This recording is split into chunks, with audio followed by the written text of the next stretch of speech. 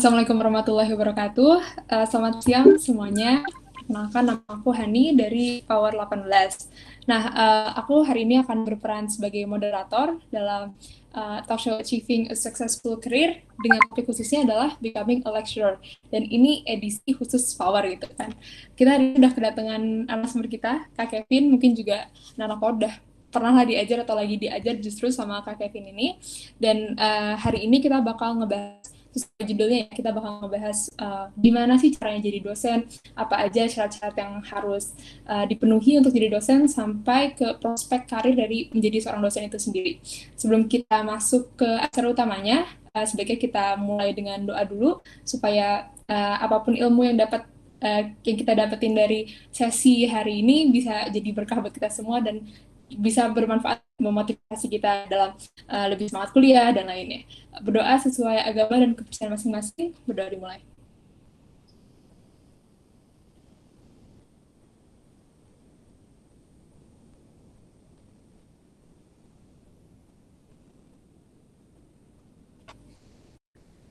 Oke, berdoa dicukupkan dulu. Sebelum aku baca ini beberapa apa sih CV dari Kak Kevin ini, mungkin Kak Kevin juga boleh on cam dulu atau di tes mic-nya supaya kita juga bisa lihat dulu Kak Kevinnya. Halo, tadi ada nih ya? Kedengaran suara Iya, saya? halo Kak. Soalnya nih, nggak Iya, baik rapi-rapi. Kak kabarnya? Kabar baik. Gimana kalian Alhamdulillah. semua? Ini jadi khusus power ya? Nggak ada yang lain? Aku kurang tahu sih Kak, aku itu kan gimana kan ada yang non power kah? Suaranya Ikin Ikan nggak nggak ada kedengaran. suaranya kan?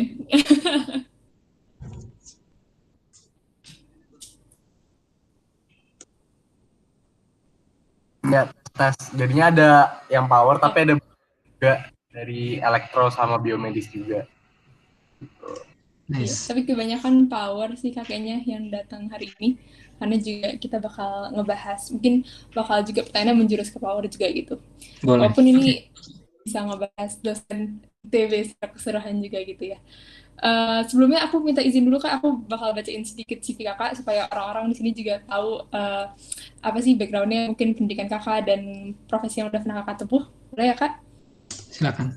Oke, Kak Kevin atau namanya Kak Kevin Marojahan Banjarnahor, udah punya gelar PhD sekarang, dan Kak Kevin ini menempuh pendidikan S1 dan S2 di ITB.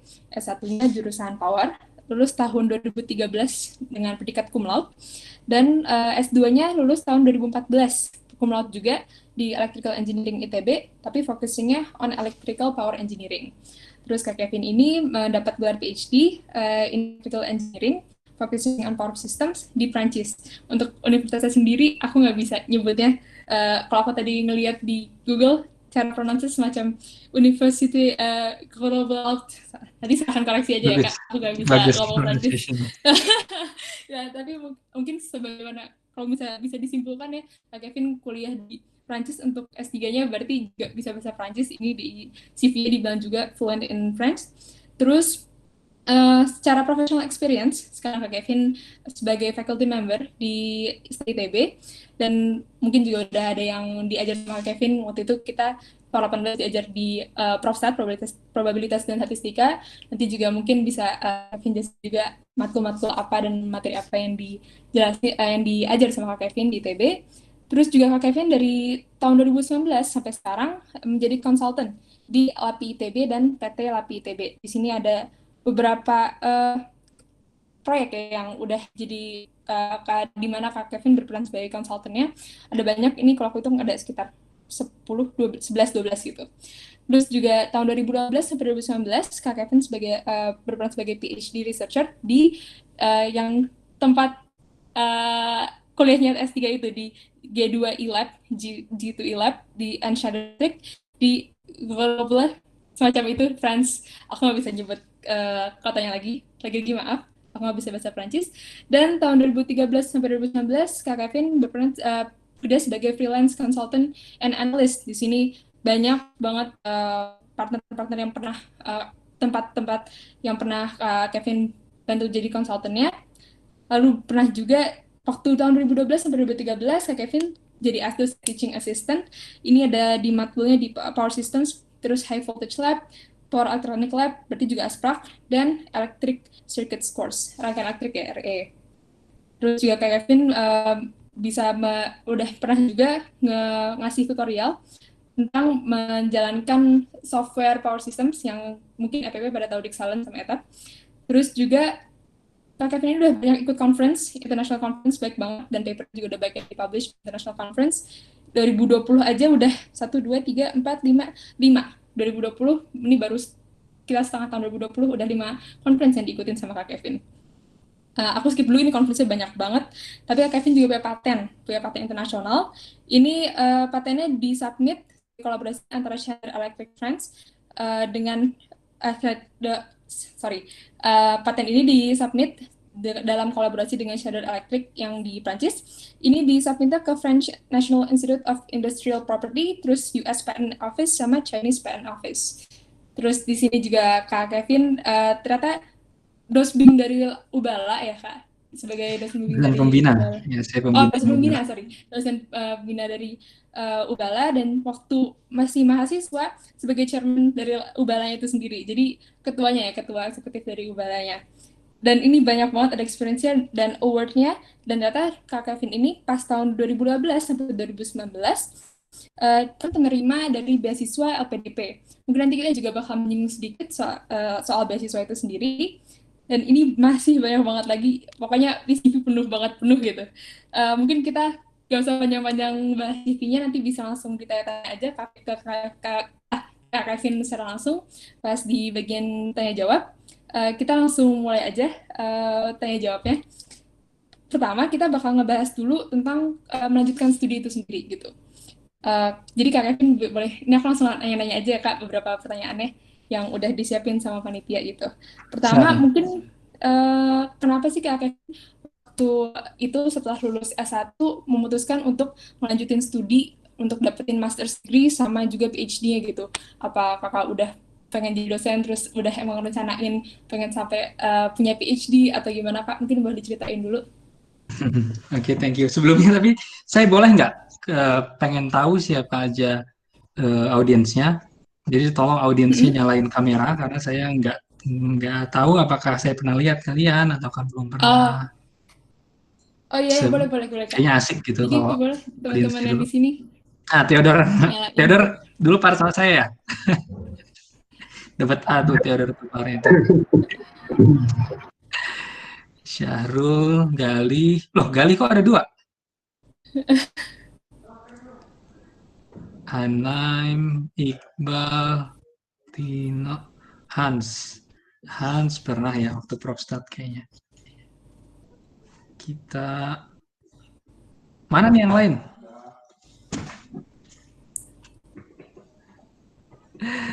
Yang lain tolong nyalain videonya dong. Request. Request dari pematerinya nih, teman-teman. Zuna, ya. Kameranya bermasalah. Oke. Kamera lagi bermasalah. Yang kameranya nggak bermasalah, silakan dinyalain kameranya dong. Mau lihat dulu. Salman angkatan berapa? Muhammad Salman? Angkatan 18. 18. Power atau elektro? Elektro. Oke, halo Salman. STE bisa ngambil saya kok nanti. Oh, iya. Saya ngajar elektro juga. Ikra Duya, Edian, Anam. Oke, thank you. Terima kasih semuanya. Saya kurang lebih kenal lah beberapa wajah, cukup familiar. Terima kasih. Silakan. Kalau mau dimatiin lagi, mangga. Oke, makasih teman-teman. Mungkin kalau ada yang mau tetap on cam juga boleh. Tapi kalau misalnya hemat kuota, boleh dimatiin. Ya. Oke, terima kasih. Boleh Kak, mungkin pertanyaan yang tadi, kalau kenal langsung dijawab. Kenapa ya alasannya tadi ya? Pertanyaannya mengapa ya? Mengapa ini agak sulit ya? Karena akan sangat tergantung sebetulnya dengan background kalian, dengan keluarga kalian, dengan juga passion kalian. Passion itu dalam arti apa sih yang suka kalian lakukan gitu ya.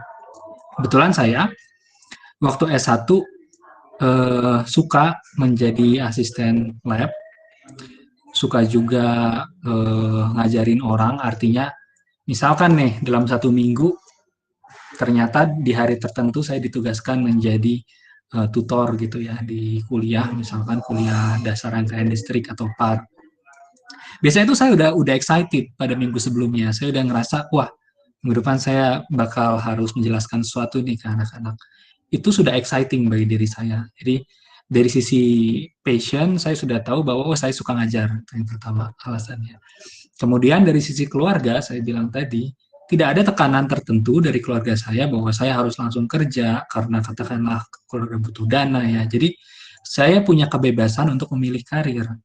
Nah, kebetulan ibu saya itu guru, sehingga kelihatan bahwa oh kalau kamu jadi dosen bagus, mama mendukung katakanlah karena menjadi dosen itu ada keuntungannya ini itu tuh. Dan itu bisa berbeda dari satu keluarga ke keluarga lainnya. Karena apa? Katakanlah ada mungkin keluarga yang backgroundnya kebanyakan di BUMN, kemudian begitu seorang lulus karena dari keluarga yang background BUMN, dia akan mikir oh lebih enak di BUMN karena kerja terjamin apa segala macam. Atau ada keluarga yang backgroundnya katakanlah pedagang, oh lebih bagus bisnis sendiri. Jadi itu tergantung dari background keluarga. Dan dari saya sendiri, untungnya tidak ada suatu tekanan dan malah sepertinya mengejar karir di akademia itu sangat didukung. Kemudian selanjutnya ada chance tentunya, ada peluang ya. Jadi waktu saya S1, dulu saya itu akselerasi 2 kali. Jadi saya lulus S1 itu baru 20 tahun. Dan saat itu saya belum merasa saya punya kedewasaan lah katakanlah di bidang kalau saya nyari kerja itu saya belum kebayang lah, belum dewasa perasaannya seperti itu. Sehingga begitu saat S1 ada kemungkinan untuk S2 ya lewat fast track saat itu. Dan waktu di zaman saya jujur voucher itu banyak. Ya, voucher itu banyak sehingga kalau kita daftar fast track kemungkinan besar kita nggak membebani finansial keluarga lah istilahnya gitu ya. Sehingga ya udah saya daftar fast track. Jadi alasan dari S1 ke S2 tadi yang pertama karena ada peluang, yang pertama lewat fast track tadi, yang kedua saya suka mengajar ya. Jadi kalau kita fast track kan sering ditugaskan ngebantu dosen, katakanlah kita tugaskan asisten gitu ya. Sebagai kompensasi dari beasiswa tadi ya saya cenderung menikmati hal tersebut. Jadi itu sampai S2, tapi sebetulnya begitu saya udah S2, saat itu saya tidak terlalu memiliki katakanlah cita-cita yang mau kemana sih setelah S2 ini. Karena waktu saya S1, impian saya saat itu hanya untuk lulus ITB. Ya, lulus ITB bisa ngeliat orang tua saya di Sabuga sana ya. Saat itu sudahnya masih offline tentunya. Jadi bisa ngeliat orang tua ada di Sabuga, dia bangga melihat anaknya lulus, itu saat itu impian saya sejauh itu saja. Begitu lulus S2, saya cenderung melihat apa chance, apa opportunity yang saya punya. Kebetulan saat itu saya daftar semua, saya daftar kerja ke Pertamina, saya daftar ke beberapa perusahaan minyak juga. Kemudian saat itu karena waktu S2 saya cukup dekat dengan Pak Ngapuli Sinisuka yang mau pensiun. Nah dia mengusulkan saya, Kevin, kamu tertarik nggak untuk S2 di Perancis? Terus saya bilang, Pak, tapi kan saya fast track, gimana saya bisa S2 di Perancis, segala macam biayanya juga gimana? Pak Ngapuli tenang aja, nanti saya bantu cariin dari rekan-rekan saya di Perancis, kamu siapin aja CV sama proposal kamu. Saya siapkan CV proposal, dan ternyata saat itu di Perancis, kalau kita mau berangkat ke sana harus bisa bahasa Perancis.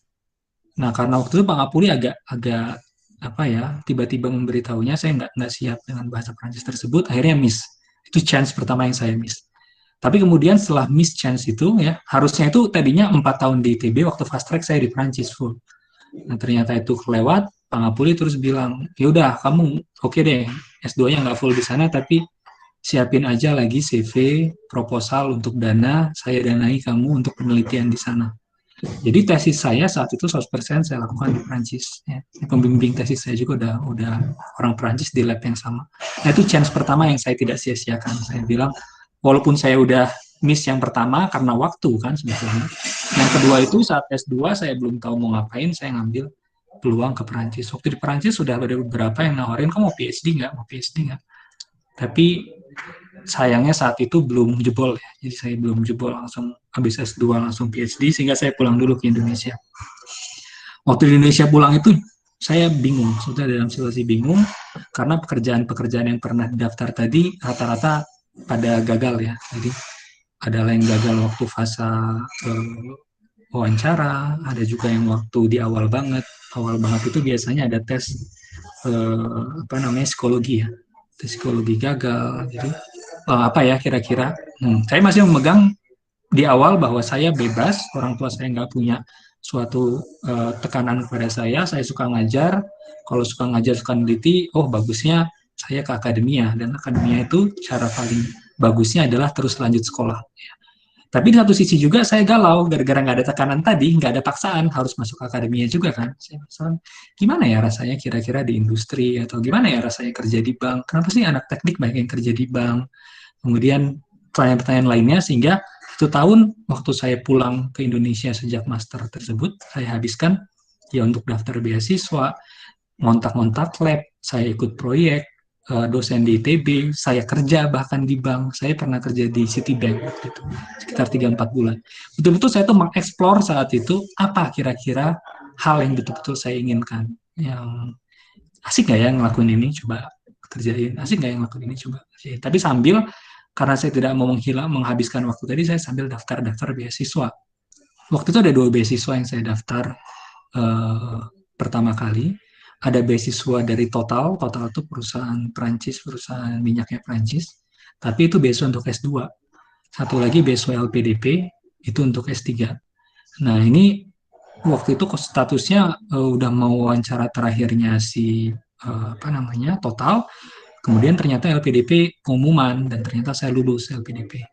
Nah LPDP lulus ini kita diizinkan, diberikan waktu sekitar 6 bulan sampai setahun untuk memilih kampus. Di saat yang sama ya kita bebas kan mau ngapain. Saat itu juga saya tetap lanjut aja kerja kayak tadi, tetap kerja di bank. Saya penasaran gimana sih kerja di bank ini, enak nggak sih segala macam. Saya tetap bantu proyek apa namanya kawan lah bisa dibilang ya.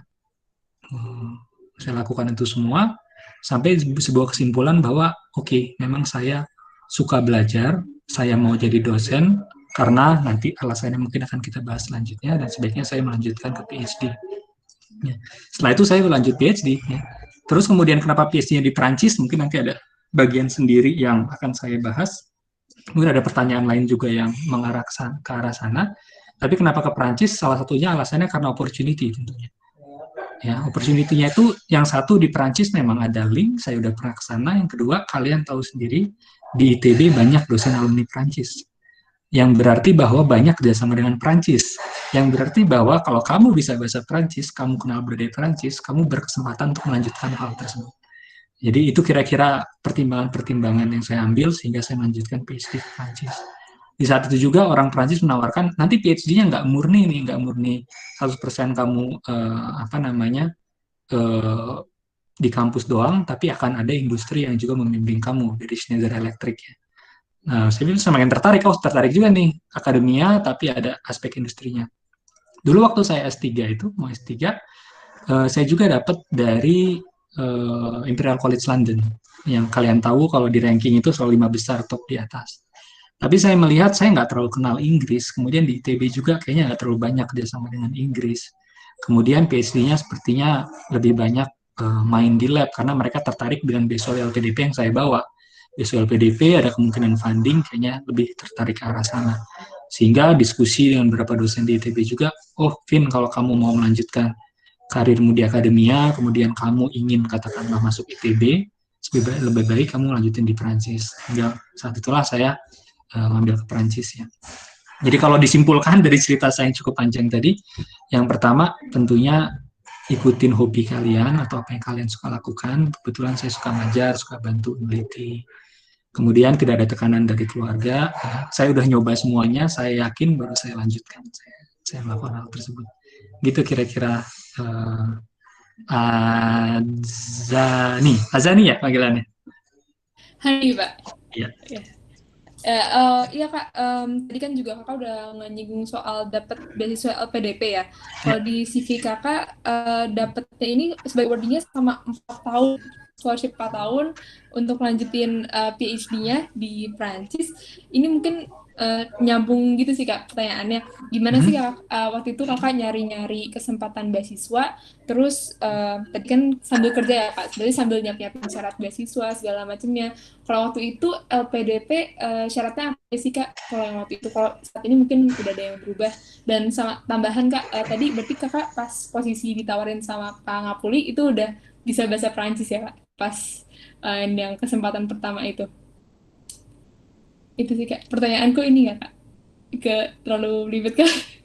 Enggak, tenang aja. Oke, itu. Jadi pertanyaannya gimana sih waktu itu Kakak nyari-nyari beasiswa sama waktu itu syarat-syaratnya pas Kakak daftar beasiswa LPDP-nya tuh apa gitu waktu pas jamnya Kak? Oke, makasih ya Zali. Kalau tentang bahasa Prancis tadi, waktu pertama kali ditawarin, yang saya miss, itu saya nggak bisa bahasa Prancis. Ya. Makanya saya nggak memperoleh S2 full di Prancis. Tapi sebelum saya melanjutkan hanya riset tadi, kan saya punya waktu sekitar 5 bulanan. Di situ saya belajar bahasa Prancis. Lumayan lah, dapat level A2, level dasar gitu ya. Baru setelah pulang dari Prancis yang S2-nya, sebelum S3 saya matengin lagi. Karena ternyata ya untuk di Prancis atau negara-negara sejenis Prancis, negara-negara sejenis Prancis itu misalkan Spanyol, Itali, katakanlah, Jerman lumayan lah. Lebih baik kita bisa bahasa lokalnya. Nah itu saya bisa bahasa Prancis di situ. Kemudian kalau langkah memperoleh beasiswa sebetulnya memang saya awardee beasiswa, saya akui, tetapi saya tidak mempunyai challenge yang sangat besar atau effort yang sangat besar waktu memperoleh beasiswa. Ya. Artinya saya diberikan berkah, katakanlah, atau keberuntungan dalam pencarian beasiswa gitu ya. Saya akan share sedikit. Ini saya bisa share nggak? Harusnya bisa Kak. Oh, present now. Bisa, bisa. A window. Ya. Nah, ini secara apa namanya sederhana ya, memperoleh beasiswa. Udah kelihatan ya? Halo? Udah Kak, tapi kalau Ya. di aku agak kayak kepotong gitu. Nggak tahu kalau di yang lain gimana. Ya, agak kepotong, Kak. Sama Potong. potong. Mungkin ya nggak usah di Oh, full udah, screen Kak, gini aja. Ya. Oh iya, Nih. bisa. Udah. Kalau mencari beasiswa yang pertama ya harus browsing dan follow akun beasiswa karena kebanyakan mereka pasti dari sisi pemberi beasiswa kan ingin mengumumkan ya keberadaan beasiswa tersebut. Kemudian yang kedua ikut forum diskusi beasiswa, misalkan forum-forum Facebook atau semacamnya yang bahas-bahas mengenai beasiswa, deadline-nya kapan, syaratnya apa. Kemudian cari informasi beasiswa dan sekolah dalam arti ini mendekat ke arah nomor 4 ya. Yang pertama kalian cari secara browsing, kalian cari sendiri, tapi kalian juga sebaiknya komunikasi dengan pihak-pihak yang dapat meningkatkan chance kalian memperoleh beasiswa. Di antaranya awardee, artinya orang-orang yang telah memperoleh beasiswa tersebut.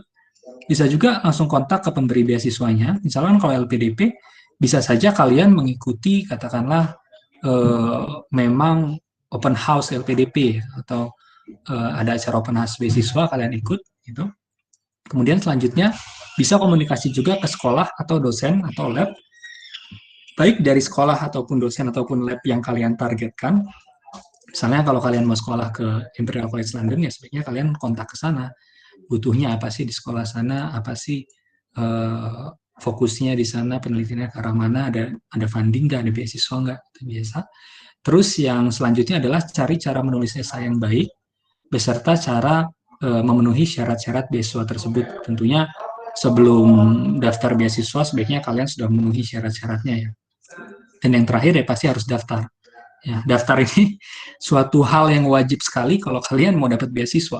Kalau kalian cuma mikir-mikir doang, beasiswa ini menarik, beasiswa itu menarik, kalian nggak pernah daftar, ya nggak bakal bisa dapat beasiswa tersebut ya. Secara logis, sama aja kayak anak mau masuk ITB, saya pengen masuk ITB tapi nggak pernah daftar ITB, ya nggak bakal masuk ITB juga sampai kapanpun. Nah, beruntung kalau saya itu di fase ini saya cukup dimudahkan ya saat itu. Seperti saya bilang tadi, saya mendaftar LPDP, kemudian langsung berhasil. Walaupun sebelum itu saya pernah ya mendaftar LPDP waktu S1, ke S2 juga saya sambil fast track itu daftar LPDP. Cuma memang persiapannya nggak terlalu baik, saya nggak tahu cara menulis esai yang baik, sehingga saya gagal. Nah, waktu S2 mau ke S3 tersebut, persyaratannya tidak terlalu rumit ya. Waktu itu hanya berupa esai, kemudian ada ijazah, kemudian ada kemampuan bahasa asing, baik bahasa Inggris maupun bahasa bahasa negara setempat yang kita targetkan. Kemudian kita submit data tersebut. Ya. Kalau mereka katakan kita cukup baik memenuhi prasyarat-prasyarat tadi, kita akan diundang wawancara. Wawancara itu ada 2 tahap waktu itu. Tahap pertama itu adalah focus group discussion. Jadi kita diberikan topik gitu dalam 5-10 menit kita disuruh berdiskusi. Nah, di situ kita menunjukkan apakah kita katakanlah solutif, bisa memberikan solusi, apakah kita bisa menunjukkan masalah, bagaimana cara kita berkomunikasi, kelihatan di sana. Kemudian satu lagi ada wawancara dengan beberapa interviewer ya. Saat itu waktu saya ada 3 interviewer, 1 profesor, 1 dosen doktor tapi belum profesor mungkin, 1 lagi adalah psikolog. Ya. Saat itu kebetulan yang profesor lulusan Prancis juga, sehingga saya sempat berbicara bahasa Prancis sama dia di situ. Kemudian tinggal nunggu, dan puji Tuhan waktu diumumkan ternyata saya lulus. Ya. Jadi kalau cara memperoleh beasiswa dari saya sih nggak terlalu rumit ya. Beasiswa itu ya cuma sekedar memenuhi syarat, kemudian bagaimana menulis esai yang sebaik-baiknya, kemudian bagaimana menghadapi wawancara yang gimana kita bisa meyakinkan orang lain gitu. Mungkin di arah sana. Cuma tentunya ada orang-orang mungkin bukan saya ya, yang punya pengalaman lebih banyak segudang mengenai beasiswa ini, karena mungkin dia sudah daftar di sini, kemudian nggak lulus, kemudian dia daftar lagi di mana, dia daftar lagi tempat lain, sampai akhirnya dia lulus. Nah, orang-orang tersebut mungkin bisa lebih banyak bercerita tentang beasiswa dibanding saya. Nah, gitu kira-kira. Oke, makasih Kak jawabannya. Jadi yang penting kita emang harus rajin-rajin aja nyari dan nyiapin gitu ya, sama berani untuk daftarnya gitu kan, Ya. kalau untuk beasiswa. Ya tentunya pasti Mungkin, harus punya strategi ya, dalam arti gini. oh iya, Kamu misalkan mau daftar beasiswa, beasiswanya katakanlah 3 bulan lagi. Ya, kamu punya syarat katakanlah harus nulis esai, harus punya rekomendasi dari sekian orang, kemudian kamu harus punya sertifikat bahasa Inggris, bahasa apa. Nah, ini terkait strategi juga ya, bagaimana kamu bisa memenuhi tersebut di saat kamu juga kerja, di saat kamu juga punya kesibukan gitu ya. Dan ini akan bergantung lagi ke ke risiko sebenarnya. Ada orang kan yang pengen selalu dia ngikutin itu sesuai dengan arahan textbook lah ya. Jadi kamu harus belajar dulu, baru kamu mengikuti tes gitu, baru kamu tunjukin hasilnya, baru kamu berani daftar. Ada juga orang-orang tertentu ya udah seadanya, yang penting semaksimal mungkin kamu bisa mendaftar. Nah, saya cenderung ke orang yang nomor 2. Saya saat itu betul-betul ya, makanya saya bilang saya cukup beruntung ya. Saya cuma kayak, oh ada syarat ini, oh butuh esai, oke saya baca langsung esai-esai pemenang-pemenang, juara-juara, dia gimana sih cara nulis esainya. Ternyata kebanyakan mereka menceritakan pengalaman pribadi mereka, terus dengan alur cerita. Jadi seperti bercerita, bukan seperti menulis esai. Saya coba seperti itu. Jadi kayak bercerita, oh dulu saya gini, ada anak ini, oh saya dengar suaranya anak ini ngomong, betul-betul kayak cerita saya nulis esai itu, baik untuk mendaftar ke universitas maupun untuk mendaftar ke PDP, dan ternyata lulus. Kemudian ada syarat lagi nih, katakanlah syarat bahasa Inggris. Ada orang-orang yang, oh harus les dulu sekian kali, sekian lama lesnya, kemudian saya tes, baru saya dapat hasilnya berapa. Nah kalau waktu yang singkat, waktu itu strategi saya justru, saya tes aja. Saya tes dulu, begitu tes saya dapat nilainya, oh kalau nggak cukup saya tes lagi. Toh secara cost ujung-ujungnya sama gitu kan, cost yang dihabiskan. Kayak apa namanya, untuk les misalnya costnya sekian, untuk tes 2 kali costnya sekian, tapi tentunya yang kalian peroleh akan berbeda ya. Kalau kalian les ya kalian memperoleh dasarnya, memperoleh macam-macam ilmu. Kalau cuma tes 2 kali ya hanya untuk syarat doang gitu. Jadi strategi juga harus dipikirkan sih dalam mencari beasiswa. Oke, makasih Kak jawabannya. Mungkin pertanyaan selanjutnya berkaitan dengan setelah dapat beasiswa itu kan Kakak kuliah ya di Prancis. Dan itu selama 4 tahun juga ya kuliah di Prancisnya itu. Kalau aku tadi nggak salah baca, misalnya dapat 4 tahun scholarship-nya. Mungkin bisa diceritain sedikit Kak, pengalaman Kakak waktu kuliah di Prancis itu gimana. Dan sama aku penasaran sih kenapa Kakak milih sekolahnya yang itu gitu, waktu itu. Tadi kan udah saya jelasin ya kenapa di Prancis dari sisi ITB-nya. Jadi saya punya cita-cita mau masuk ITB, kelihatannya lebih banyak yang bisa saya lakukan kalau saya ke Prancis. Tapi kemudian saya cek, ternyata kita untuk bisa dekat dengan orang Prancis, butuh bisa bahasa Prancis dan butuh mengenal kultur Prancis, yang pertama. Kemudian setelah saya cek-cek juga, oh ternyata beasiswa LPDP itu mengizinkan studi S3 selama 3-5 tahun, tergantung kamu ada di mana. Jadi bisa 4 tahun, kalau di Amerika bahkan bisa 5 tahun. Nah saat itu saya mikir, oh saya ngambil yang 4 tahun aja, puas-puasin gitu kan. S3, sekalian bisa liburan apa segala macam. Itu jujur memang ada hal-hal seperti itu. Sehingga ya waktu saya S3 di Prancis seru sih. Dalam arti karena saya dibimbing juga oleh industri, saat itu dibimbing juga oleh Pak Ngapuri, dari kampus juga ada 3 pembimbing, itu total pembimbing saya ada 5. Dan dengan 5 pembimbing itu kita harus bisa memanage mereka kan, dalam arti bagaimana menghubungkan atau bisa dikatakan mengakurkan lah ya, pemikiran dari pembimbing satu ke pembimbing lainnya. Karena seringkali mereka sendiri juga nggak ngomong satu sama lain gitu. Terutama pembimbing dari industri sama pembimbing dari kampus kadang-kadang nggak ngomong, tapi mereka maunya sesuatu gitu kan. Itu kan menjadi challenge tersendiri. Sehingga kita dilatih juga gimana bisa meyakinkan yang satu, menghubungkan yang lain segala macam. Kemudian kalau S3 itu pasti kita harus mandiri sih, karena pada dasarnya kita diberikan masalah atau problem, kemudian kita diminta bagaimana secara mandiri bisa mencari solusi dan bisa bahkan mencari metode cara menyelesaikan masalah tersebut. Itu kemudian tadi balik lagi saya ke sana dengan ide bahwa saya ke sana bukan hanya untuk ilmu. Kalau untuk ilmu di ITB aja udah cukup. Saya belajar sama Pak Nanang aja saya udah bisa pinter banget istilahnya. Saya belajar sama Pak Pekik saya udah pinter banget. Udah top lah di Indonesia, nggak masalah tentang ilmu. Tapi saya ke sana punya misi lain. Saya harus bisa bahasa dan kultur Prancis, saya harus bisa dekat dengan orang bule atau orang asing lebih khususnya. Saya harus bisa bahasa Inggris dengan baik. Saya harus bisa bahasa Prancis dengan baik. Dan itu harus kalian lakukan dengan investasi tentunya. Investasi seperti apa? Ya kalau teman-teman kalian nongkrong ya kalian ikut nongkrong. Kalau teman-teman kalian ke bar, maaf, saya boleh saya boleh ke bar, ya saya ke bar. Teman-teman saya minum, walaupun ya jangan sampai mabuk-mabukan juga gitu ya. Dan dengan seperti itu, saya bisa lebih dekat dengan mereka, mereka bisa lebih percaya dengan saya, ngomong gitu ya, kalau ada apa-apa juga kita bisa keep in touch dengan lebih baik.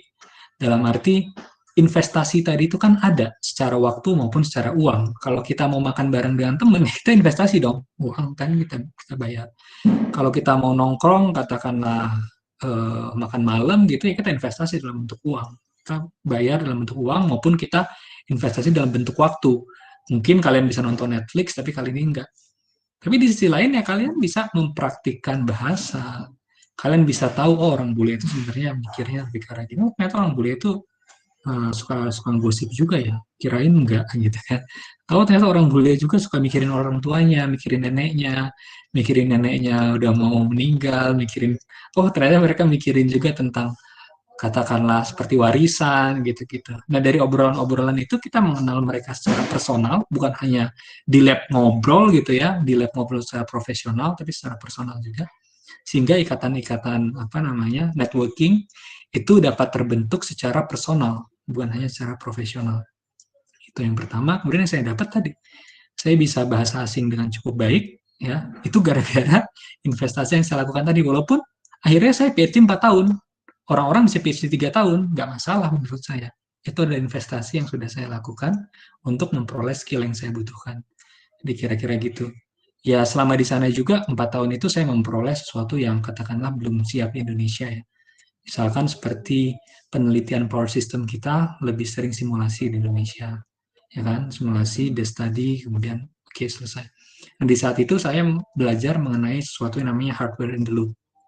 Hardware in the loop itu artinya ada bagian yang kita simulasikan, ya. Kemudian kan bagian kita simulasikan ini biasanya kita kasih kontrol. Tapi kontrol ini butuh feedback biasanya dari mana-mana. Nah, kontrol feedback tadi itu bisa dihubungkan secara komunikasi maupun secara elektrik, ya, elektrik dalam bentuk power ke peralatan fisik. Peralatan fisik itu bisa berupa misalnya kamu mau buat microgrid, tapi microgrid ini akan di-feed oleh sebuah fotovoltaik. Kamu punya fotovoltaiknya, tapi microgridnya nggak punya. Nah, microgrid ini bisa kamu simulasikan dengan hardware in the loop tadi. Kemudian dia bisa berkomunikasi secara elektrik dengan fotovoltaik yang ada secara fisik, ya. Jadi bisa dikatakan ini jembatan antara sistem yang 100% fisik sama sistem yang 100% simulasi.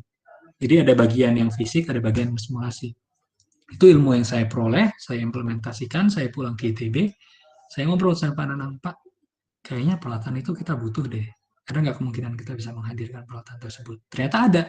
Nah, makanya kalian mungkin yang 2018 udah bisa pakai itu nanti dalam 2-3 tahun lagi. Karena akan hadir, akan datang alatnya itu Oktober ini.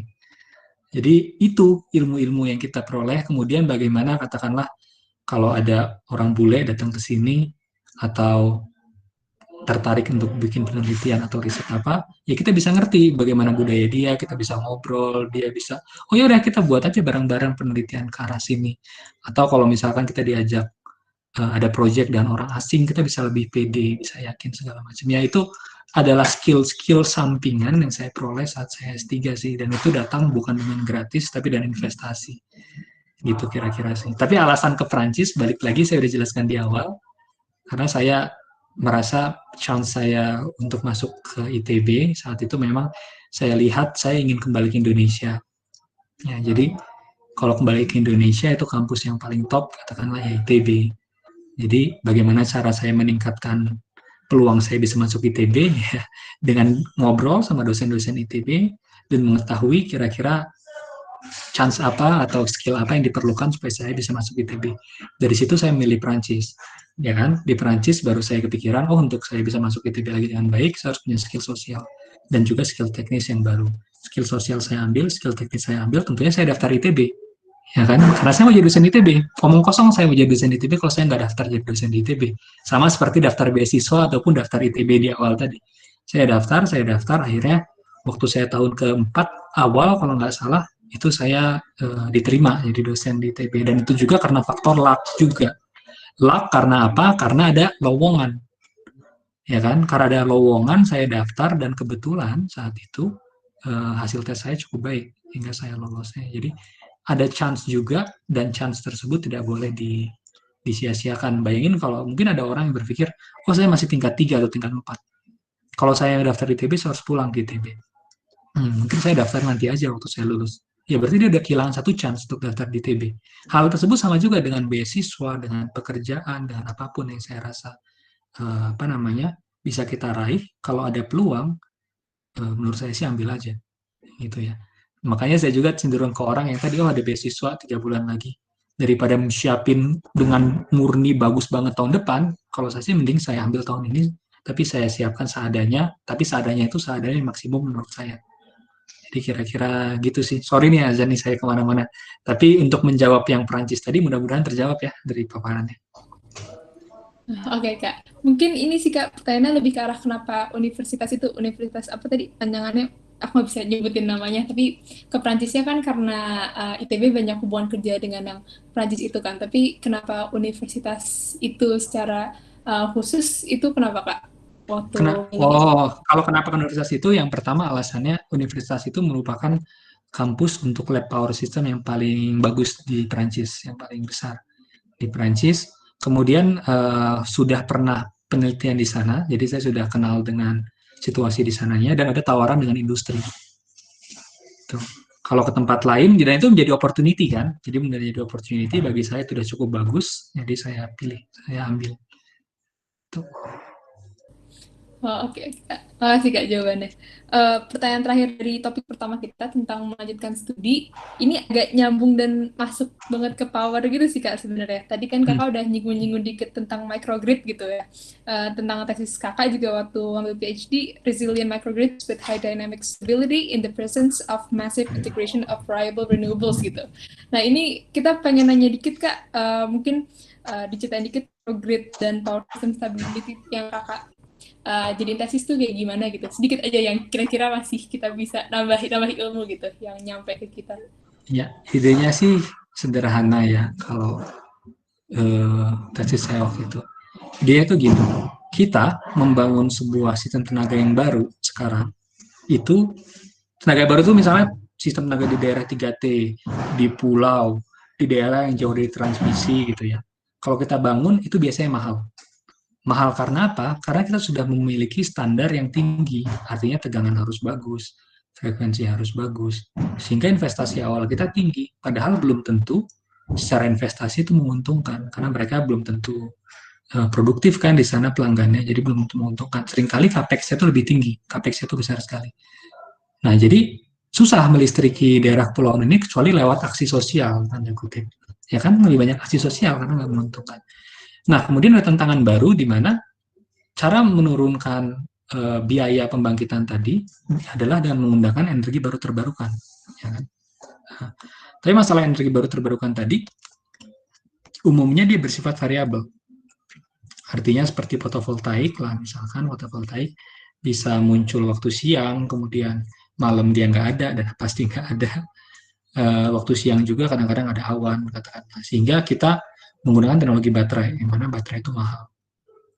Nah, saya mencari solusi, bisa nggak ya kira-kira sebuah masyarakat yang tadinya nggak memiliki kebiasaan menggunakan listrik, kita listriki di awal, ya, kita listriki secara murah, affordable, dan mereka bisa mengatur konsumsi mereka mengikuti ketersediaan energi primer tersebut, dan di akhirnya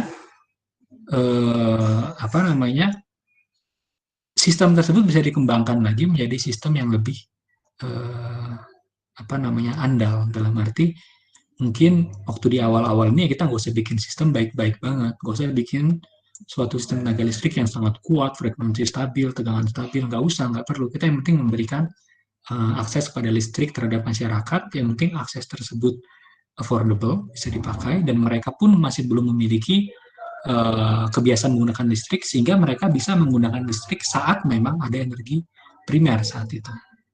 Nah, jadi ide saya adalah waktu itu membuat sistem tenaga listrik yang andal, dalam arti sistem tenaga listrik ini bukan andal, sorry, yang affordable, dalam arti kita nggak butuh investasi tinggi, dan sistem ini bisa bekerja dengan sumber energi yang sifatnya intermittent, tanpa sebuah baterai. Karena yang mahal itu baterai kan. Intermittency seringkali dilawan dengan baterai, tapi baterai ini mahal. Caranya gimana? Cara saya waktu itu adalah saya memvariabelkan frekuensi dan tegangan pada sistem tersebut. Ya.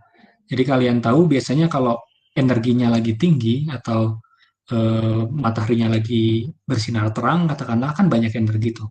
Ya waktu banyak energi, abundan energi tersebut bisa aja kita gunakan untuk melistriki pelanggan. Jadi melistriki rumah-rumah itu.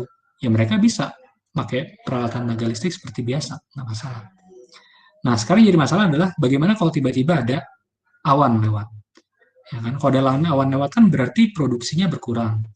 Ya, produksi berkurang itu kalau di sistem tenaga kita yang sekarang yang terjadi adalah frekuensi turun.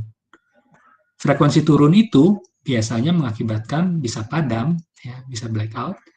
Yang kedua, bisa juga dia nggak berakibat ke padam, tapi kita buang beban-beban kita.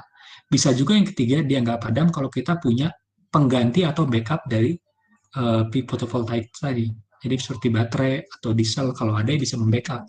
Tapi kan masalah di sistem saya nggak ada baterai, ya kan? Nggak ada baterai, mungkin nggak ada ini juga, nggak ada genset. Atau genset kalau dinyalain mahal, jadi kita matiin. Kemudian tadi untuk mematikan beban, sifatnya beban untuk matiin beban kan tak perlu relay kan, perlu intelijensia. Intelijensia itu biasanya mahal harganya.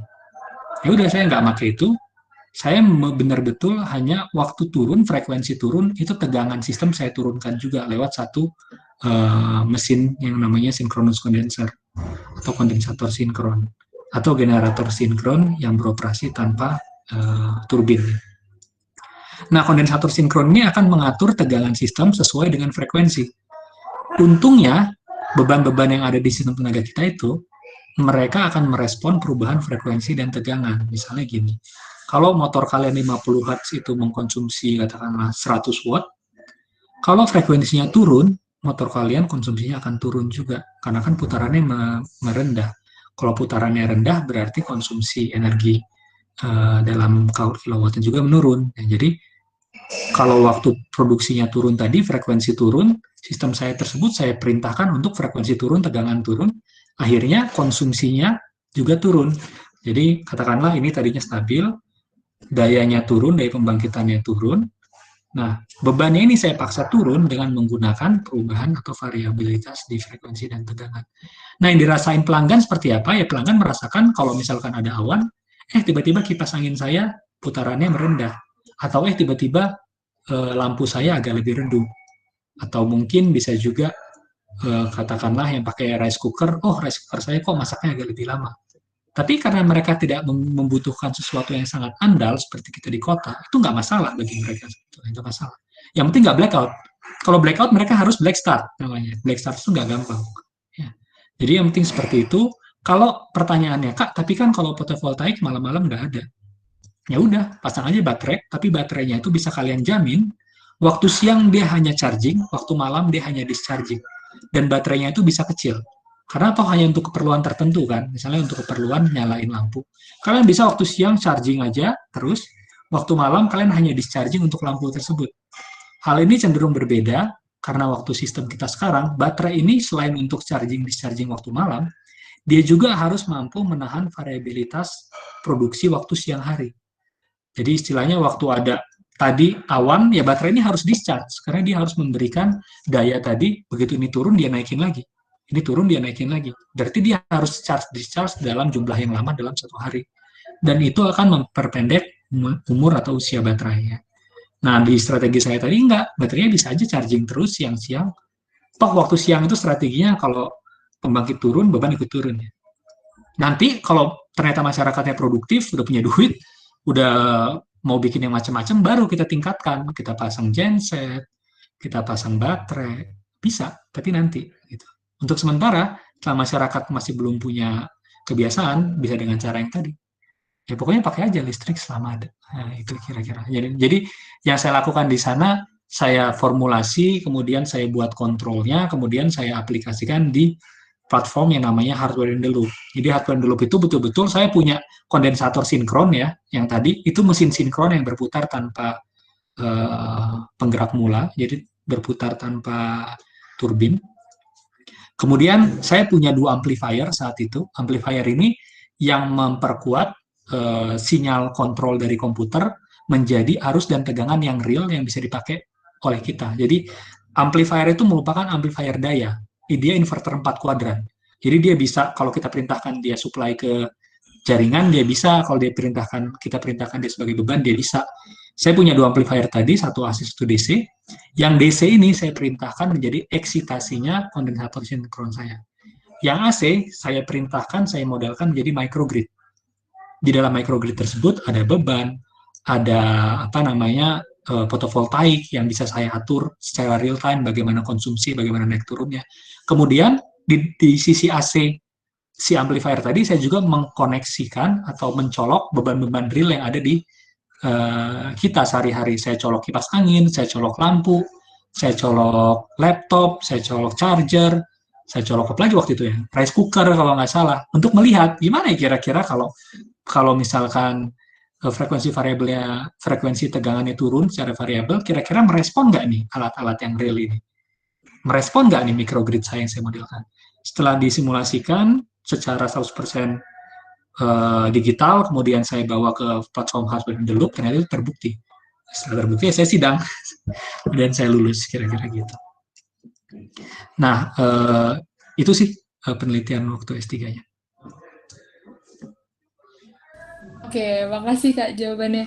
Mungkin sebelum kita lanjutin ke topik yang kedua tentang karir sebagai dosen itu sendiri, aku buka sesi pertanyaan dulu, 1 pertanyaan aja dulu buat selingan untuk materi yang tadi udah dipaparin sama Kak Kevin.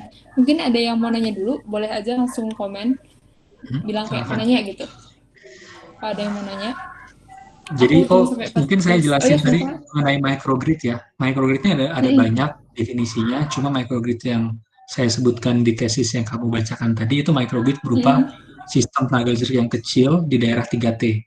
Jadi betul-betul Indonesia banget lah. Tapi Mm. untuk ke arah smart-smart yang pakai perhitungan algoritma segala macam itu bisa. Tapi itu dibalik itu lagi. Ya. Jadi kira-kira microgrid yang saya bangun adalah microgrid yang bisa step by step development lah. Jadi kamu bisa mulai dari nol, agak maju dikit, nanti semakin lama semakin tinggi. Dan lagi-lagi mudah-mudahan dalam 1-2 tahun ke depan kalian sendiri bisa memodelkan hal yang sama, bisa melakukan hal yang sama di kampus kita. Gitu. Amin, amin. Oke, makasih Kak. Mungkin bagi yang mau nanya, aku tunggu sampai Oke. 14 duluan kalau ada yang Han, nanya. mau nanya Han? Boleh, situ nih. Oke, Nafis. Nafis. Ya, mau Oh tanya Kak. iya, boleh Kak. Tadi kan salah satu cerita Kakak tentang Kakak dapat apa ya, opportunity buat ke Prancis lewat Pak Ngapuli ya Pak ya. Kayak Kak Ya, ya. ya. Nah, untuk kondisi sekarang misal dengan kondisi dosen-dosen sekarang, peluang hal yang opportunity biar dapat hal yang sama gitu bisa didapetin dari mana dan gimana ya Pak? Misal dosen ini yang punya kenalan kemana, terus gimana metode kita sebagai mahasiswa kalau pengen jadi kuliah ke luar negeri dan terutama pengen jadi akademisi itu gimana biar deket sama dosen punya link ke sananya Kak? Kalau dipetakan dosen-dosen kita banyak sih yang punya kerjasama ke luar negeri juga. Sebenarnya Pak Ngapuli pun masih bisa, Pak Nanang juga banyak, Pak Warno banyak, Pak Peki, kayak sampai tumpah-tumpah itu di Korea sama Jepang. Eh, Cara yang paling gampang ya kalian deket dengan dosen tersebut sih. Kalian ngobrol dan kalian kasih tahu, Pak, saya ada ketertarikan sebetulnya ke sana. Atau sebaliknya, dosen-dosen itu seringkali juga akan bicara kalau dia punya peluang. Ada peluang ini nih, siapa yang tertarik? Ya kamu jangan diam-diam aja. Ngomong, Pak, saya tertarik nih sama itu. Eh, saya, apa namanya, apa kira-kira yang perlu saya lakukan? Ya lebih ke arah sana sih. Bis. Tadi apa pertanyaan nomor 2? Sorry. Oh, kayak gimana sih metode buat deketin dosen yang baik biar dapat peluang kayak gitu Kak? Lebih ke sana sih arahnya. Metode ya. Metode yang baik untuk pendekatan ke dosen, eh, saya mungkin agak sulit menjawabnya ya. Karena metode yang baik itu hubungan yang baik sih pada dasarnya. Ya kamu ngobrol gitu ya. Kalau misalkan dosennya tersebut, ya kamu tahu apa obrolan yang dia suka, katakanlah. Dan kamu tahu target kamu kemana, ya kamu utarakan ke orang tersebut. Misalkan ya, mungkin ini agak abstrak kalau saya ngomong gitu tadi. Misalkan saya ada yang pangapuli gitu kan saat itu. Ya bagaimana saya bisa diusulkan sama dia dan sama Pak Nanang juga waktu itu. Ya saya waktu TA yang nggak hilang-hilangan orangnya. Waktu TA ya datang, dia minta datang saya datang, dia minta sore jam 5 datang saya datang, saya ke kampus. Dia cuma mau ngobrol-ngobrol sampai jam 7, saya ngobrol sama dia. Gitu. Jadi benar-benar kamu punya kedekatan personal sama dia. Setelah itu ya begitu dia buka peluang katakanlah, Vin, kau mau nggak sekolah di Prancis gitu? Ya mau Pak, ya saya mau dan saya berusaha dalam arti, oh butuh Prancis nih, apa kira-kira di Prancis nih? Oh ya butuh bahasa Prancis, kemudian oh dia minta saya buat proposal, ya saya buat proposal. Saya kasih ke dia, Pak ini Pak, saya tertarik sama ini, saya udah nyari ini, saya udah nyari syarat-syaratnya, saya udah nyari labnya ternyata cukup bagus di sana, sehingga saya tertarik Pak, ini siap. Terus kalau dia lupa ya ingetin, Pak gimana tuh kira-kira peluang saya ke Prancis, saya pengen nih. Nah lama-kelamaan ya kejadian, Pis. Gitu. Jadi relasi yang baik sama tahu dia punya link kemana sih saya. Oke, Kak, makasih Kak. Oke, makasih Kak Nafis pertanyaannya, sama makasih Kak Kevin jawabannya. Mungkin kalau ada pertanyaan-pertanyaan lain di hold dulu sampai sesi nanti setelah topik pembicaraan kita yang kedua. Nah, tadi aku udah singgung dikit ya, kita di bagian kedua ini mau ngomongin tentang karir sebagai dosennya itu sendiri. Jadi tadi kita juga udah bilang kalau Kak Kevin ini sekarang ngajar di ITB. Mungkin bisa diceritain Kak Kevin, singkat aja ngajarnya, terus ada syarat-syarat jadi dosen di ITB tuh apa aja sih Kak? Apa harus jadi asdos dulu gitu sebelum jadi dosen, atau ada karir-karir khusus yang harus ditempuh untuk bisa jadi dosen gitu Kak? Dosen di ITB kalau di Indonesia kan syaratnya syarat ini ya. Halo? Apa? Halo, apa Kak? Ya, syarat-syarat jadi dosen di Indonesia kan biasanya syarat-syarat yang sifatnya prosedur, bukan prosedural ya. Misalkan dosen itu kan antara dosen non-PNS, dosen ITB, atau dosen PNS. Syaratnya itu udah jelas sih, misalkan harus S2 bidangnya teknik tenaga listrik, katakanlah. Kemudian harus berusia di bawah sekian. Jadi semua bisa untuk mendaftar tentunya. Tapi yang menjadi tricky ini adalah begitu kita wawancara biasanya. Ya. Begitu trik itu yang kita wawancara karena begitu wawancara kita harus tahu bagaimana kebutuhan di dalam kampusnya itu sendiri. Kemudian tentunya kalau kalian kenal dengan atau kalian punya hubungan baik dengan dosen-dosen yang ada, itu tentunya kalian punya chance yang lebih baik untuk diterima. Jadi kalau dari sisi syarat sih nggak ada ya. Paling syarat untuk jadi dosen di ITB sampai sekarang ya harus S2 atau S3 di bidang yang prodinya memang membutuhkan. Misalkan di ITB, di Power sekarang yang lagi membutuhkan tuh tegangan tinggi. Ya berarti di bidang itu. Kemudian semua yang memenuhi syarat bisa daftar. Ya kan? Cuma nanti setelah pendaftaran kan ada tes. Tesnya itu kalau dosen ITB ada tes tes psikologi, kemudian ada tes kejiwaan, ada tes minat bakat, gitu kan. Setelah tes-tes itu lulus, atau kalau PNS ada tes ini juga, tes PNS biasa, ya, tes PNS biasa itu ada tes kecerdasan lah, tes apa namanya pengetahuan umum apa segala macam. Terus ada wawancara. Nah begitu wawancara ini biasanya kita diwawancara tentang kamu jadi dosen tau nggak ngapain aja jadi dosen, kemudian tau nggak sih kamu penghasilan dosen itu sebenarnya nggak seberapa, terus kamu bisa bisa bawa apa aja kira-kira jadi dosen di sini. Ya kalau misalkan kamu udah kenal tadi atau cukup dekat atau kamu suka komunikasi dengan profesor-profesor yang ada di kampus tersebut, nggak harus di ITB, di UGM kayak di UI kayak di mana kayak, yang jelas kalian sudah tahu permasalahan-permasalahan tersebut sehingga pasti kalian meningkatkan chance kalian untuk menang pada tes itu. Itu sih kira-kira. Oke Kak, makasih jawabannya. Mungkin tadi juga Kakak udah menyinggung gitu kalau pas ditanyain di wawancara gaji dosen nggak seberapa dan segala macamnya. Mau nanya juga sih Kak, kalau misalnya yang bisa disambil tuh selain jadi dosen, pekerjaan yang bisa dilakuin selain mengajar tuh apa sih Kak? Hmm, Terutama bentar. mungkin di konteks ini dosen power gitu, karena kan lagi edisi dosen power. Dosen power, bentar ya. Saya akan menampilkan slide.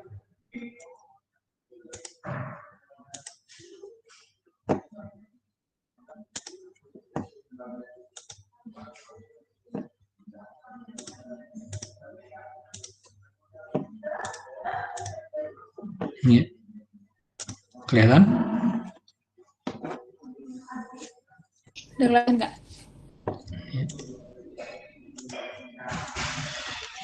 Dosen itu kan ada tiga fokus kerjanya ya. Ada pengabdian pada masyarakat, pendidikan dan pengajaran, kemudian penelitian dan pengembangan. Dan sebetulnya setiap dosen disyaratkan atau diminta melakukan ketiga-tiganya secara seimbang. Pendidikan dan pengajaran ini relatif standar lah ya, kalian semua tahu, ini ngajar di kelas. Penelitian dan pengembangan ini riset, publikasi. Pengabdian pada masyarakat, inilah yang suka kalian dengar sebagai proyek. Proyek itu bisa berupa kalian sebagai konsultan, training, habis itu apalagi ya, kemungkinan terbesar inilah konsultan dan training. Bisa juga kamu memberikan talk ya, talk itu berarti sharing session lah bisa dibilang, sharing session gitu. Apalagi bisa kamu misalkan membantu masyarakat di daerah tertentu gitu ya, pokoknya mengabdi kepada masyarakat ataupun industri, pendekatan industri. Jadi yang bisa kalian lakukan yang banyak, pendidikan dan pengajaran ini tentunya bisa ngajar, bisa juga buat kerjasama dengan kampus lain. Penelitian dan pengembangan juga bisa juga kerjasama dengan industri dan kampus lain. Ya. Kemudian pengabdian masyarakat tadi bisa proyek, konsultan, kamu juga berarti bisa kerja bareng industri. Bisa kamu juga kerja bareng dengan pemerintah. Nah, ini semua adalah karir yang dapat atau hal-hal yang bisa kalian lakukan saat kalian menjadi dosen. Tentunya kalian akan ngajar, ya kan? Ngajar di kelas, yang ngoreksi ujian, ngoreksi kuis, ngasih nilai. Kemudian kalian akan meneliti termasuk kalian bimbing mahasiswa TA, tesis, ya kan? Kemudian kalau ternyata hasilnya cukup baik, bisa kalian tulis menjadi sebuah paper dan kalian publikasikan dalam bentuk conference ataupun jurnal. Ya kan, bisa juga di pendidikan dan pengajaran dan penelitian pengembangan tersebut seringkali kalian bisa membuat kerjasama atau membantu membuat kerjasama dengan kampus lain. Misalkan sekarang kita di ITB atau di Power ada kerjasama dengan Erasmus, dengan program Mesvia ya bareng Pak Denny. Kemudian di Prancis juga masih banyak kerjasama dengan Y2E Lab tadi sama Toulouse University. Ya kan, dalam negeri juga kita punya banyak kerjasama dengan kampus-kampus lain, misalkan UI, ada juga dengan universitas yang lebih kecil, ini Umrah, kampus yang ada di Tanjung Pinang ya, kampus negeri. Nah, itu bisa kalian lakukan. Kemudian ada juga kerjasama penelitian lain dengan TU Munich, ini Mas Fatin yang pegang, ya, yang kalian bisa ngebantu memang kampus kita untuk melakukan atau menghasilkan kualitas pendidikan dan penelitian yang lebih baik. Di sisi lain, kalau untuk pengabdian masyarakat, kita juga bisa dalam bentuk proyek, konsultan, kalian tahu sendiri, kita bisa membantu misalkan kalau PLN ada masalah, dalam hal katakanlah mereka sering blackout, atau mereka ingin mendevelop suatu teknologi baru dalam PLN sendiri, atau kalian beralih ke industri yang lebih kecil, misalkan ada industri kecil tuh di Cilegon, dia suka gangguan, kalian bantuin gimana caranya untuk menghilangkan gangguan tersebut. Itu bisa ke pengabdian pada masyarakat. Atau kalian membantu misalkan, daerah di Maluku sana sering susah listriknya, suka mati lampu. Tapi kalau mau diperbaiki mahal juga nih. Gimana ya solusinya? Ya, kalian melakukan penelitian sambil pengabdian pada masyarakat. Kalian mungkin kerjasama dengan PLN atau dengan investor lokal untuk mencari katakanlah solusi terbaik bagi industri tersebut, bagi daerah tersebut. Bisa berupa, ternyata pakai energi baru terbarukan aja, berbasis biomasa atau berbasis mikrohidro gitu kan, supaya mempermudah dan mempermurah. Itu kalian mengabdi kepada masyarakat, kalian melakukan proyek, ya. Jadi kalian memperoleh pengetahuan luar yang tentunya bisa kalian bagikan kepada mahasiswa lagi setelah itu, ya kan? Tapi kalian juga bisa memperoleh hasil berupa ya uang ya. Jadi kalau kalian melakukan proyek seringkali ya bisa memperoleh pendapatan sampingan juga, pendapatan yang cukup lah. Bisa juga dalam bentuk training, misalkan perusahaan-perusahaan tertentu mereka nggak tahu nih cara simulasi pakai etap atau pakai Dixilant, kita bisa kasih. Atau mereka nggak tahu bagaimana konsep proteksi yang kalian beri. Jadi itu semua bisa dilakukan, dan di bagian sini kita banyak kerjasama dengan PLN tentunya. PLN, dengan Australia juga, dengan EDF perusahaan listriknya Prancis, dengan Village Energy ini dari Australia. Ya. Kita punya kerjasama tersebut, ya banyak dengan PJB, dengan Indonesia Power, kemudian juga dengan Siemens, dengan Shell, yang ujung-ujungnya, kalaupun awalnya kita dari pengabdian masyarakat, bisa saja suatu saat mereka tertarik nih masuk ke kedua ini. Tertariknya gimana? Ya awalnya dari pengabdian masyarakat, katakanlah ternyata Siemens melihat, ITB ternyata punya spesialisasi ini nih. Kita butuh juga orang Indonesia supaya bisa tahu, bisa mengoprek itu juga. Akhirnya Siemens mengasihlah barang ke ITB ya. Berupa katakanlah kita punya SAS sekarang, Substation Automation System. Kemudian Shell juga tadinya dibantuin Pak Nanang nih untuk sebuah proyek proteksi mereka di sistem Jawa Bali. Ternyata ya orang ITB jago-jago, dia memberikan bantuan ke penelitian pengembangan. Jadi ya ketiga ini harus kita lakukan secara bersamaan, banyak sekali opportunity dan kemungkinannya, dan tinggal kita bagaimana bisa pintar-pintar bisa memperoleh ketiganya. Artinya kita bisa mengabdi masyarakat, dapat ilmu dan dapat pendapatan juga, gitu ya. Tentunya ilmu tersebut bisa kita manfaatkan untuk pendidikan dan pengajaran maupun untuk penelitian. Ya. Sehingga waktu di kelas mungkin saya nggak ngomongin buku aja, tapi saya betul-betul ngomongin, oh kalau di sistem ini, problemnya seperti ini. Kalian bisa memberi solusi seperti itu. Jadi itu kira-kira tridharma yang mungkin kalian kebayang, jadi jangan sampai kalau ngelihat atau ngedengar dosen proyek itu kalian punya firasat yang buruk, ini dosen nggak bertanggung jawab atau apa segala macamnya, enggak. Karena dengan kita meroyek, justru kalian yang untung, kalian punya peluang lebih untuk masuk ke industri, dosen-dosen kalian itu punya pengetahuan yang praktis, kalian itu jurusan teknik, bukan jurusan sains atau jurusan sastra. Jadi kalau dosen yang nggak ngerti cara melakukan sesuatu secara teknikal, itu justru nggak bagus sih. Jadi seperti itulah kira-kira ya, ketiga itu. Gitu aja nih. Oke, makasih Kak jawabannya. Sangat menjelaskan dan sangat menyeluruh. Terakhir nih Kak, pertanyaan terakhir sebelum kita masuk ke sesi tanya-jawab sama teman-teman yang udah hadir di sini. Pengen tahu Kak, kan kalau jadi dosen tuh kayak bisa nekat nanti jadi profesor, guru besar, dan seterusnya Kak. Pengen tahu biasanya tuh tingkatannya gimana dan biasanya meraih jabatan ini pas umur berapa dan kayak gitulah Kak. Pokoknya kayak lebih gambaran jenjangnya tuh kayak gimana kalau di profesi sebagai pengajar dosen terutama sendiri itu Kak.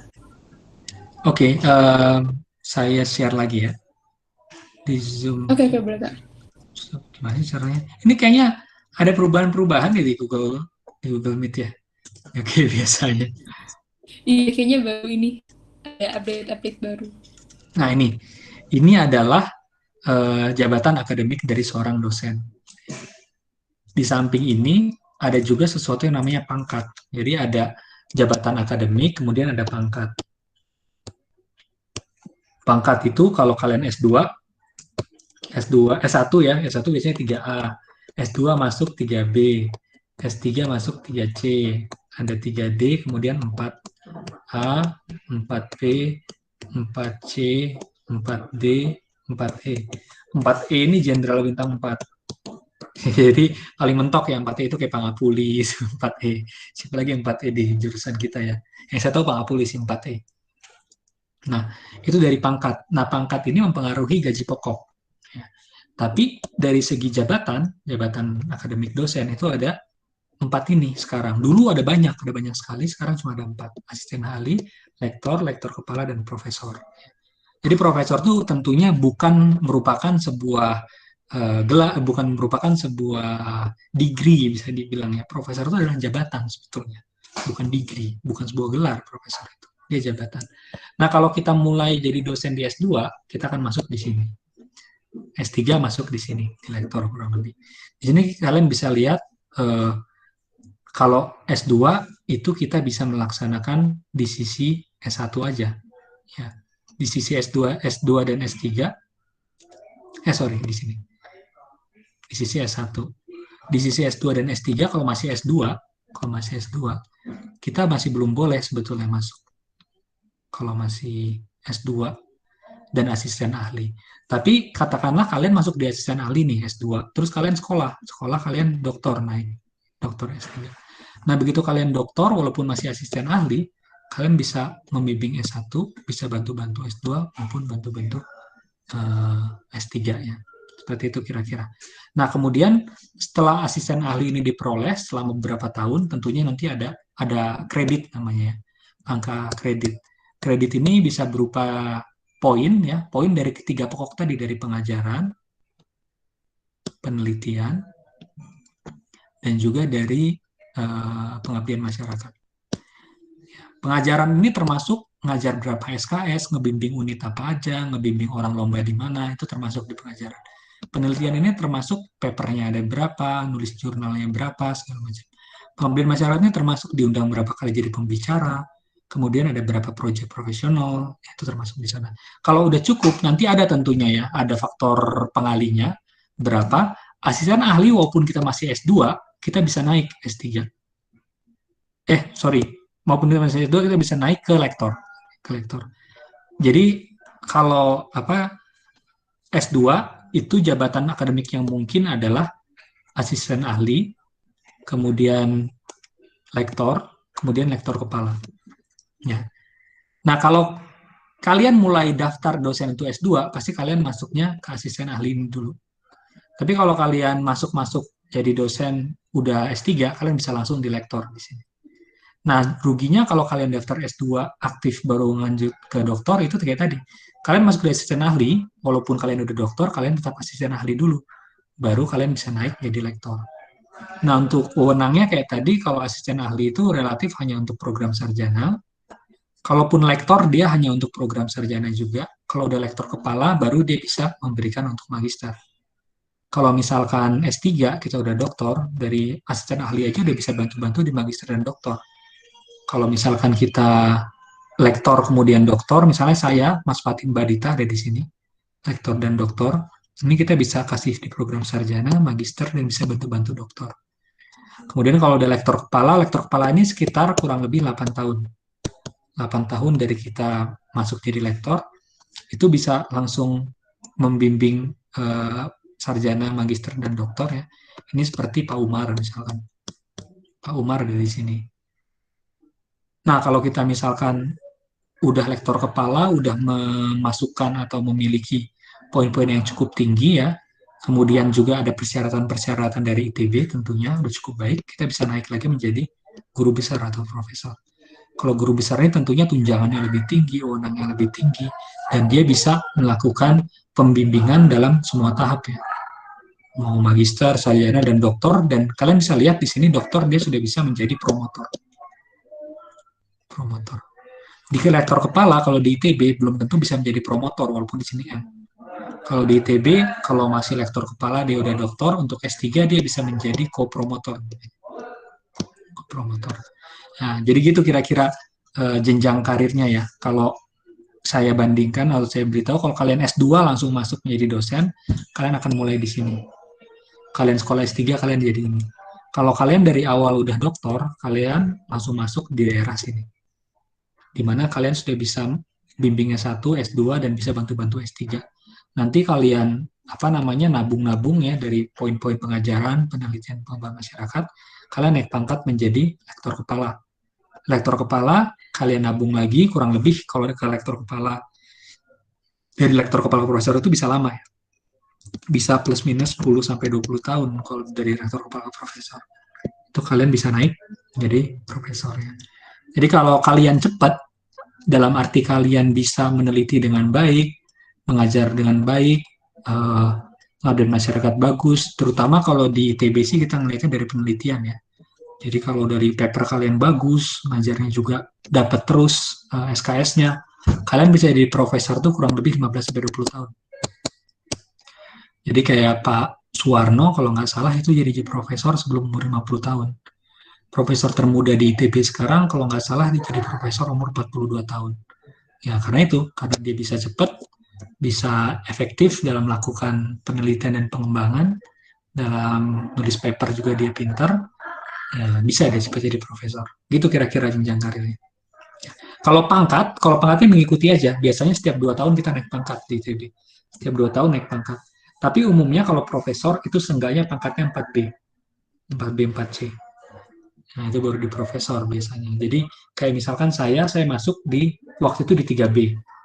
3B, tapi tahun pertama saya belum punya jabatan akademik.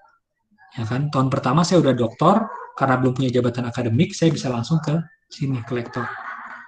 Nah, jadi saya naiklah ke 3C. Nanti setiap 2 tahun atau 3 tahun sekali saya naik pangkat aja, naik pangkat dengan ngurus-ngurus, saya naik pangkat. Nah, nanti setidaknya waktu mungkin saya lektor kepala itu udah 4A atau 3D atau 4A, saya lektor kepala mungkin ya kalau lancar. Misalnya seperti Pak Umar kalau nggak salah dia di 3D atau 4A memang.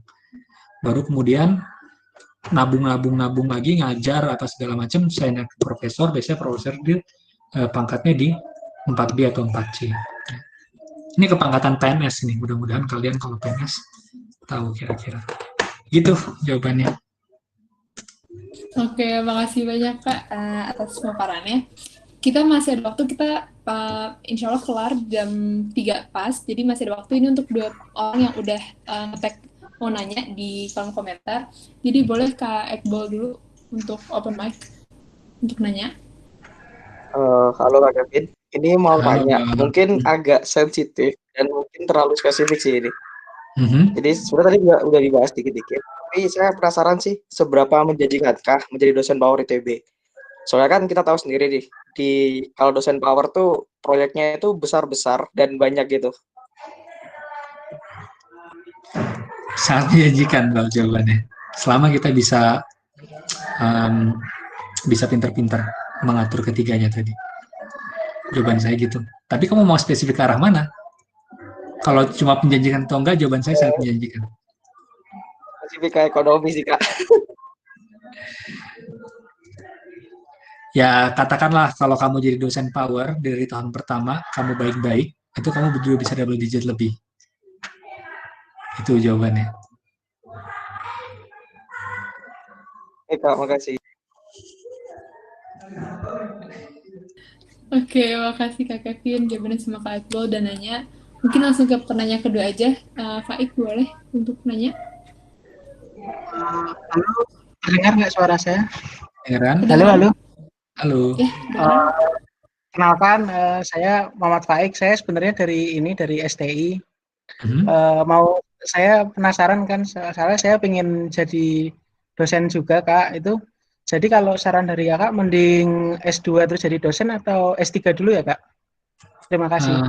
Kalau saran dari saya, kalau kamu memang sudah niat jadi dosen, langsung aja terus. Langsung aja. S3. Gitu. Jadi kamu yang pertama kamu nggak rugi waktu ya dari sisi jenjang akademik tadi.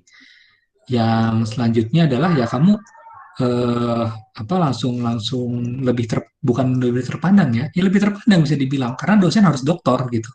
Kalau kamu dosen tapi kamu masih master ya biasa aja gitu, orang masih ngeliat masih ada yang kurang di orang ini. Tapi begitu kamu udah tahu mau jadi dosen, langsung aja doktor. Nanti kamu masuk dosen, kamu udah full dalam arti dari sisi jenjang akademik kamu bisa langsung masuk ke lektor. Dari sisi pandangan orang terhadap kamu juga kamu udah doktor, jadi kamu udah lebih free lah, nggak ada hutang lagi gitu menjadi dosen. Itu jawaban saya. Oke, udah kejawab ya Kak Ik pertanyaannya. Terima kasih juga udah nanya dan makasih Kak Kevin jawabannya. Karena kayaknya masih ada waktu sebelum kata-kata penutup dari Kak Kevin, ada satu pertanyaan lagi TJ, jadi boleh langsung open mic aja. Oke, welcome to TJ Elektro. Mau nanya dong, boleh diceritain dikit gak mengenai suka dukanya menjadi dosen itu gimana sih? Ya, kasih. Thank you, Theo. Suka dukanya menjadi dosen relatif mungkin ini ya, spesifik tempat ya. Tapi kalau di tempat pekerjaan mungkin relatif umum juga di pekerjaan Indonesia. Ya kalau kita junior kita ngerjain banyak hal. Ya kan? Semakin kita senior, kita semakin punya katakanlah power gitu ya, atau fleksibilitas yang lebih. Jadi secara suka dukanya ya kalau dari segi suka, karena saya suka ngajar ya saya suka ngajar, suka ngebimbing mahasiswa juga. Dan ngebimbing mahasiswa tadi juga merupakan suatu berkah, karena kalau di kerjaan lain mungkin kalian baru mulai kerja nggak punya anak buah, tanda kutip anak buah. Begitu kalian dosen ya kalian punya bimbingan, jadi kalian punya subordinat lah katakanlah. Di sisi itu menyenangkan sekali. Di sisi kita bisa dianggap orang juga itu sangat menyenangkan. Jadi begitu kita ngomong sama orang di industri, orang PLN, orang banyak lah, bukan hanya di PLN bahkan, mau orang di daerah juga, mau di industri lokal juga, misalkan seperti pabrik gitu ya, pabrik gula atau apa yang masih punya sistem tenaga, kita bicara sebagai dosen ITB, sebagai seorang dokter itu sangat dengerin oleh mereka, sangat dipercaya lah, kita punya sesuatu yang menjadi daya tarik untuk mereka. Itu sisi sukanya menurut saya, kita bisa betul-betul melakukan banyak hal. Yang pertama tadi 3 hal itu, penelitian, pengabdian masyarakat, dan pengajaran mungkin semua. 3 hal itu bisa kalian lakukan, artinya kalian fleksibel sekali juga, tergantung target kalian mau ngapain. Kalau kamu suka yang meliti, kamu meliti banyak ya nggak masalah. Kalau kamu sukanya ngajar, kamu bikin silabus yang bagus untuk mahasiswa kamu, nggak masalah. Ya kan? Kalau kamu mau segala macam, istilahnya dosen karena tiga kewajiban tadi menjadi suatu karir yang sangat fleksibel dan dihargai. Itu saya suka sekali. Kalau dari dukanya, yang pertama tergantung orangnya juga. Kalian akan melakukan banyak hal waktu kalian memulai karir. Dan menurut saya ini adalah sesuatu yang sebetulnya memang dilakukan atau dirasakan oleh semua karir ya. Waktu kamu mulai ya kamu melakukan banyak hal. Gitu. Sisi duka yang selanjutnya ya gaji dosen untuk gaji awalnya itu memang sangat kecil. Kalian bisa cek sendiri berapa gaji PNS golongan 3C atau 3B, angkanya di bawah 3 juta. Itu adalah gaji dosen. Tapi untungnya di ITB sendiri masih ada pendapatan-pendapatan lain sih. Maksudnya tanpa proyek sekalipun kalian bisa dapat pendapatan lain. Dan itu lumayan lah. Lebih dari 100%-nya gaji pokok tadi lah itu istilahnya. Jadi lumayan naik. Tapi di situ dukanya adalah kalian kalau dibandingkan ke par kalian dalam arti ke teman-teman kalian yang lain. Sebagai bayangan, saya lulus S1, teman-teman saya lulus S1 dong. Ya kan? Saya ngambil jadi dosen, berarti saya sekolah S2 dan S3 minimal 5 tahun. Saya sekolah 5 tahun. Teman-teman saya udah punya kerjaan, udah punya duit, udah punya istri, mungkin udah punya anak, udah punya rumah. Sementara saya masih mulai. Saya masih mulai dari start yang tidak seberapa tadi. Di situ sedihnya kadang-kadang. Tapi nggak juga sih, kalau dipikir-pikir tergantung juga passion kalian. Karena kalau dilihat jangka panjang, teman-teman saya tadi akan pensiun umur 56, 58, 60 untuk PNS sekarang. Saya sampai umur 70 kalau saya profesor masih aktif. Nah, di sisi itu saya memiliki benefit karena di sisi aktivitas saya bisa lebih fleksibel, saya bisa berkarya lebih tua daripada teman-teman saya tadi. Nah, tapi ya sabar-sabar aja di awal, karena di awal kita sekolah, kemudian ya kita ngelihat peer kita lebih bagus secara ekonomi dari kita. Paling itu sih kalau yang saya lihat ya. Itu mungkin jawaban saya, Theodor. Oke, apa udah terjawab tadi? Atau ada suatu aspek yang kamu memang pengen tanyain, yang detail sekali misalkan? Enggak sih, udah cukup menjawab. Makasih Kak. Yang pasti enak jadi dosen itu bagian pertama tadi, kita bisa dilihat oleh orang. Istilahnya gini, mungkin kalau saya kerja di perusahaan biasa, ya saya nggak jadi dosen. Istilahnya peluang saya untuk keluar negeri, katakanlah, peluang saya untuk dijadiin pembicara itu kecil. Biasanya itu harus butuh karir tertentu dulu. Tapi begitu saya dosen, peluang saya keluar negeri tadi ada. Saya bisa dengan peluang keluar negeri itu ada dua ya, dari pendidikan maupun dari kerjasama. Ya, jadi setelah saya pulang dari Prancis sekalipun, saya udah jadi dosen kalian. Itu kalau nggak ada nggak ada corona, saya itu udah bisa 2 kali ke Eropa. Yang pertama bisa ke Spanyol, yang kedua ke Prancis. Itu bisa 2 kali saya. Bahkan saya bukan dari pendidikan, itu bisa. Ya dari sisi itu sangat menguntungkan. Jadi dosen. Terus katakanlah mungkin kalian juga pernah melihat saya diundang jadi pembicara di acara apa, acara SIGRE, acara IEEE, acara PJCI. Kalau mungkin saya kerja di luar, saya nggak akan mendapat peluang yang sama seperti itu. Jadi dari sisi itu, dari sisi penghargaan masyarakat terhadap profesi, saya rasa ya karir menjadi dosen itu sangat mulia sih, saya dibilang, dan sangat fleksibel, kira-kira gitu. Oke, makasih banyak Kak atas jawabannya. Dan karena udah mau jam 3 juga, sesi tanya jawabnya cukupin dulu untuk hari ini. Dan kita masuk ke sesi penutup. Kak Kevin mungkin boleh ada kata-kata pesan-pesan buat kita gitu, mahasiswa Power ataupun yang di sini ada juga dari Elektro STI. Ada nggak Kak pesan-pesan yang mau disampaikan ke kita gitu? Terus sama nanti terakhir ada pemberian sertifikat. Boleh Kak? Pesan-pesan dulu. Ya intinya aku sih kalau dari saya semangat pada kalian ngikutin kuliah, kemudian karir itu masalah pilihan ya. Jadi tergantung passion kalian itu seperti apa yang kalian suka, lebih baik ikutin itu. Dan jangan pernah miss any chance. Never miss any chance, karena seringkali kesempatan gak datang 2 kali. Jadi sebisa mungkin semua kesempatan yang ada di depan kalian, semua opportunity, kalau kalian tahu itu adalah sesuatu yang mungkin kalian harapkan, mending sikat aja. Itu sih dari saya. Oke, makasih banyak Kak Kevin. Udah cerita-cerita banyak dari jam 1:30 ya. Dan kita ada di penghujung acara. Mungkin boleh again di present sertifikat untuk Kak Kevin. Maaf ya Kak, ini sertifikat digital karena nggak bisa ngasih secara offline. Ini makasih Kak udah isi bincang-bincang kita sore hari ini. Dan mungkin terakhir mau ada sesi foto kah? Foto, silakan. Mungkin boleh yang teman-teman di sini pada nyalain. Boleh, kameranya dinyalain semua, sok. Nyalain kameranya. Oke, bentar ya. Oke. Egan yang ngasih apa-apa, Egan? Oke. Atau aku ngasih apa-apa? Boleh. Oke, ngasih apa-apa ya. Egan yang fotoin ya. Oke, udah lagi nggak mau nyalain kamera? Hitung sampai 10. 10, 9, 8, 7, 6, 5, 4, 3, 2, 1. Ya udah, kita langsung foto aja ya. 1, siap semua. 1, 2, 3.